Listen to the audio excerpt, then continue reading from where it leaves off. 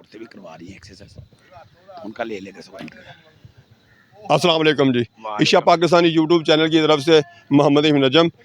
تو یہ ہم اس وقت جی شاد باغ کا علاقہ ہے, یہ بھگتپورے کا, وہاں پر میں پارک میں موجود ہوں اور وہاں سے دیکھتے بات کرتے ہیں. السلام علیکم جی. وعلیکم السلام جی. ہاں جی, آپ, میرا نام محمد مشتاق ہے. ہاں جی, میں اس گراؤنڈ میں یوگا ایکسرسائز کرواتا ہوں لوگوں کو صحت کے لیے. ہاں جی, یہ جو ورزش آپ کرواتے ہیں اس کے حوالے سے آپ بات کرنا چاہیں گے وہ ہاں جی یوگا ایکسرسائز صحت کے لیے بہت ضروری ہے. آج دیکھ لیں ہمارے اسپتال بھرے پڑے ہیں اور پارکیں ویران پڑی ہیں. ہم چاہتے ہیں کہ پارکیں آباد ہو جائیں اور اسپتال ویران ہو جائے. جب لوگ صبح کی فجر کی نماز پڑھ کر پارکوں میں آئیں گے, انشاءاللہ اللہ تعالیٰ ان کو صحت دے گا, صحت عطا فرمائے گا. یہ ایکسرسائز بہت ضروری ہے, عورت ہو مرد ہو بچہ ہو, یہ صبح کی ایکسرسائز بہت ضروری ہے انسان کی فٹنس کے لیے. جی, اسی طرح سے آپ یہ تھوڑا سا بات کرنا چاہیں گے مہنگائی کے حوالے سے. تو اس وقت جو مہنگائی ہے یہ جو نا اس کے حوالے سے آپ جو کہنا چاہتے ہیں. سر مہنگائی کا تو اس وقت طوفان ہوا ہے. غریب آدمی پسا ہوا ہے.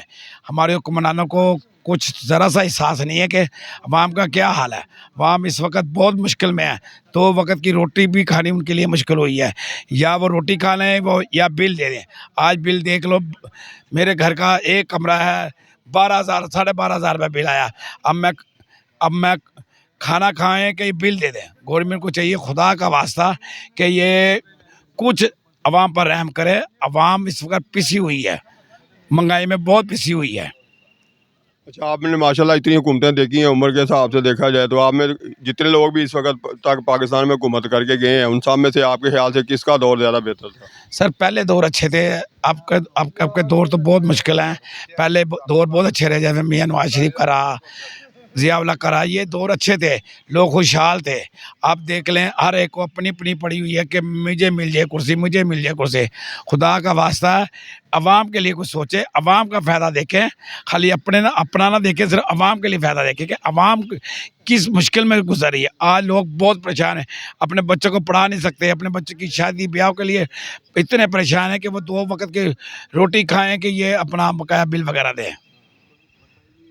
جی, تو اسی طرح سے آپ تھوڑا سا یہ بھی اس پر بھی روشنی ڈالیں گے اپنی تجربے کی اپنے روشنی میں, کہ یعنی یہ پاکستان جو ہے اس میں مزید بہتری جو ہے نا, یعنی یہ حالات جو ہیں بہتر کیسے ہو سکتے ہیں؟ اگر آپ کے ذہن میں کوئی تجویز ہے تو اس پر ہاں جی, بہتر ایسی ہو سکتا ہے کہ یہ دنیا, یہ جو عوام ہے, جو حکمران ہے, یہ دین پر آ جائیں, دین پر آ جائے, اللہ کے آگے سجدہ کریں, اللہ کے آگے گر کرائیں کہ یا اللہ جو مشکل وقت ہے ہمارے پر مشکل دور کر دے.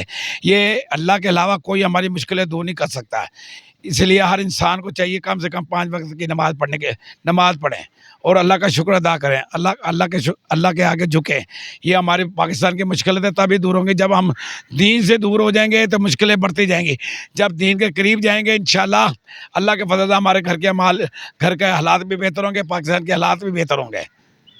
ٹھیک ہے جی سامعین, اس کے ساتھ ہی آج کا یہ چھوٹا سا انٹرویو جو ہے اسے اختتام کرتے ہیں. اللہ حافظ.